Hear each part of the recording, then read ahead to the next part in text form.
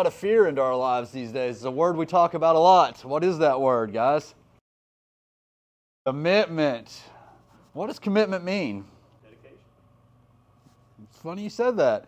I went and looked up the definition for you guys, so we have the exact definition of what commitment is. Commitment is the state or quality of being dedicated to an activity. When we see the word commitment in our space, what are we always talking about? What are we trying to do when we talk about commitment? You're talking about your customer, right? We're always talking about our customer. How do we get our customer committed? How are we getting our client committed? How are we getting them committed on that vehicle? We say that a lot, right? When we talk about commitment. I've spent a little time thinking about this and thinking about how can we talk about commitment? How can we get our clients committed? What is the best route to getting people committed to wanting to do business with us? And it's probably not going to be the path that you would think would be the most natural path in your mind when you think about how can I get people committed to purchase my product. Guys, the number one thing you have to do to build commitment within your client is to be committed.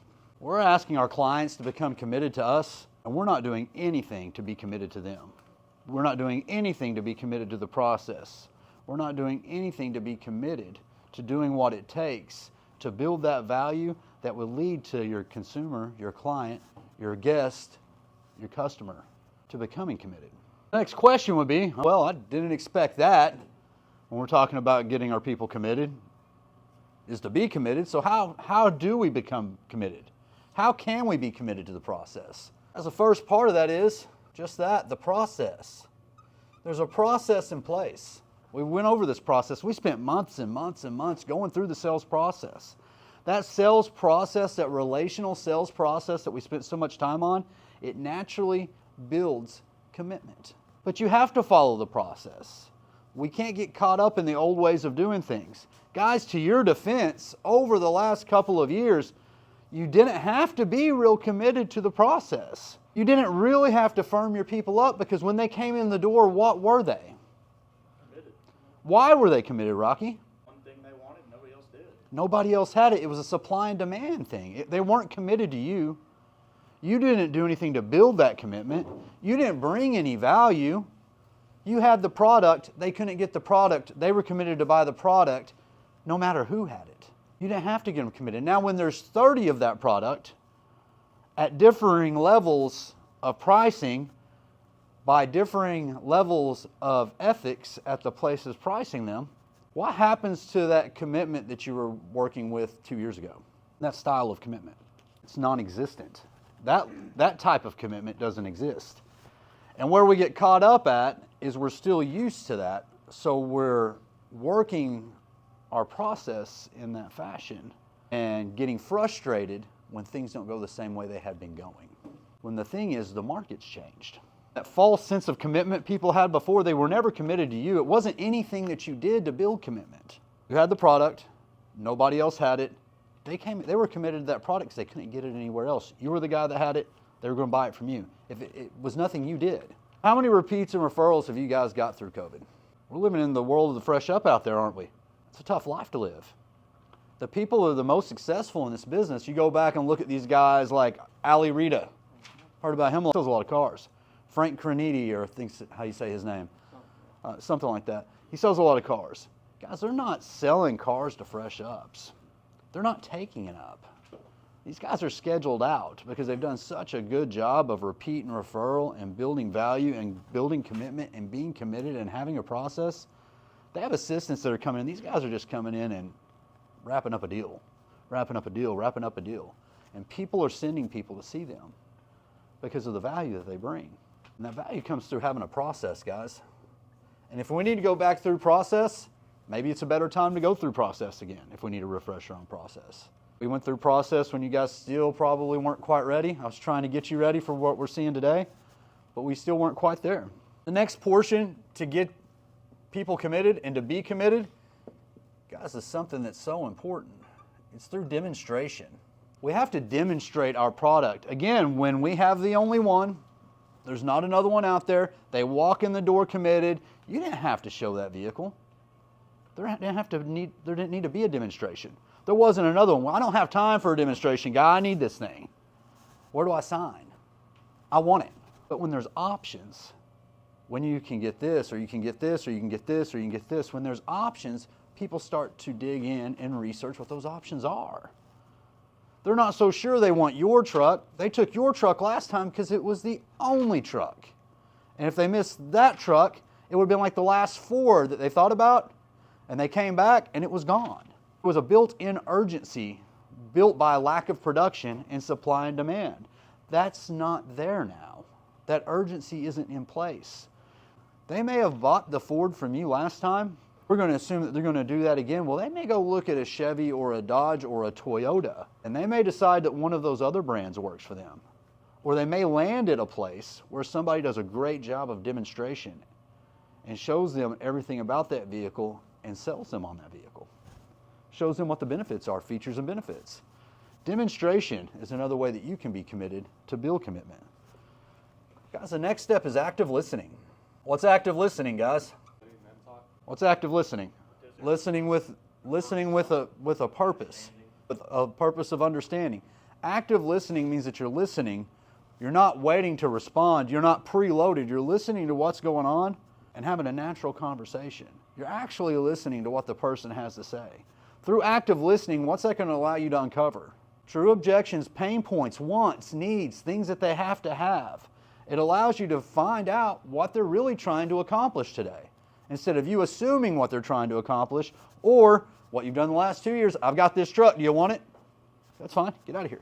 If we continue to have that same process that we've had, guys, you're going to find a lot of frustration. You're going to find a lot of people aren't going to leave. It's going to lead to decreased sales, which is going to lead to increased anxiety, which is going to lead to frustration, which is going to lead to negativity, which is going to lead to blowing out, landing at the next place, finding out that, oh my gosh, this is better. Oh my gosh, it's worse. I'm going to go to this place, I'm going to go to this place, I'm going to go to this place. Until you get to the root of the problem, which in most cases, it isn't the place that you're at. It's you yourself. You've got to clear all that out. Active listening is going to help you do that. Guys, this next thing is so important. We've got to shift our thinking and start to look at helping people versus selling people. We're not here to sell everybody. We don't need to put a sales pitch on somebody. A lot of these guys will treat you, I'll give you the sales pitch, I'll give you the sales pitch. People feel when you're trying to put the sales pitch on them. Whenever you're trying to sell them something that benefits you more than it benefits them. That's selling, that's selfishness. If you're looking to really build commitment into your clients and to take that relationship to the next level, you need to shift that to helping people. If you help people, the sale's going to work itself out. But you got to, again, active listen to find out where the pain point is, then help them solve that pain point. That pain point today may not be where you want to take them, but in the long run, if you consistently look to help people, you're going to come out winning on the other end. And then guys, finally, the thing that I don't know if any of us are doing, a world-class delivery at the end. Who's doing a delivery? Who's doing a world-class delivery? Spending the time out there to go over every button to make sure, are you sure you understand how to work this? Do you have any questions? Going out, again, doing the secondary demonstration after they've taken ownership, you can dig deep. The demonstration is high level. The delivery is digging deep, showing them how everything works. What does that allow you to do as you're doing that? It does build even more relationship. It gives you multiple opportunities to build loyalty. And when you build loyalty, what do you get?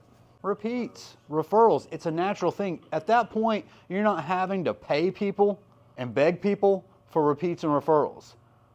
I'll give you $1,000 for a referral. Man, you want people out there that want to refer you to their friends and their family. That every opportunity they get, if somebody says, hey, I'm buying a car, okay, great, you need to go see this guy. They're just naturally doing it. And that's when you're going to start to find people walking in the door that you didn't anticipate. What feels better than sitting at your desk on a tough day and somebody walks in that you don't even know? Hey, I'm here to see Ray. Hey, I'm Ray. Becky sent me down there. And then you get the opportunity to take care of them because of how you took care of somebody before. As you're going through this and you're committed, you're building commitment not only for this purchase, but you're building commitment for all the future opportunities that'll come your way. Guys, when you're committed to helping your clients achieve their goal, when you're committed to consult them through the process, you'll find the client's level of commitment will rise. As we look for opportunities out here to get our people committed, because that's the elephant in the room. Can we get them committed? Can we get them committed? This is the way that we do it. We become committed. We become committed to giving a world-class guest experience. We be committed to walking them through the best process. It's a relational process. It's not a transactional process. It's a relational process, which is going to build higher rapport, which is going to lead to loyalty. Demonstrating your vehicles, features and benefits on every vehicle every time. Active listening through that to find out what the wants and the needs are, where the pain points actually are, what we're trying to achieve today. If we're not here to buy a vehicle today, we'll spend some time to find out what they are trying to accomplish, which will lead to us looking to help people versus just trying to sell them something. And then when you finalize it with a world-class delivery, building loyalty not only in the brand, in the dealership, but in your brand, in the Dalton Bradshaw brand, that's how you take this stuff to the next level, guys. Currently, you guys are living off fresh ups. And that's great when the market's up. But as the market dips, if you're living off fresh ups and the market's drying up, you're living off fishing. When the fish aren't biting, you're not eating. So you need to find a way to have another source. And this source of repeat, referral, customer loyalty, that's like growing a garden. You grow the garden, you eat the food, you get the seeds, you plant the seeds, you grow more vegetables, you eat it, you get the seeds, it recycles itself, it renews itself, it grows itself. Fishing's great, fresh ups are great. It's part of the life, it's part of the business. Helping new clients is great because that's going to build your long-term client base, right? But if you can also take that staple and mix it in with growing that garden of repeat and referral and really cultivating those relationships that you have with the people you've already served, that's where the magic happens, guys. And as they come in for the second, third, fourth, fifth, sixth time, what happens? That commitment level grows stronger. The commitment level grows stronger. You don't have to worry about whether or not they're buying a vehicle. They're committed when they come in. It's almost like it's a guaranteed deal, isn't it? Gets easier. They're happier. Customer loyalty is better. CSI is better. And when somebody that's bought 6 cars off you sends somebody in, where are they usually at? They're usually more committed. Even though they've never dealt with you before, it's almost like they have dealt with you. Guys, keep that in mind as we move throughout the day, as we move throughout the month, as we move into next year. We're always worried about our consumer, our client, our guest being committed. But until we take the first step to become committed to them, we can't ask for them to be committed to us.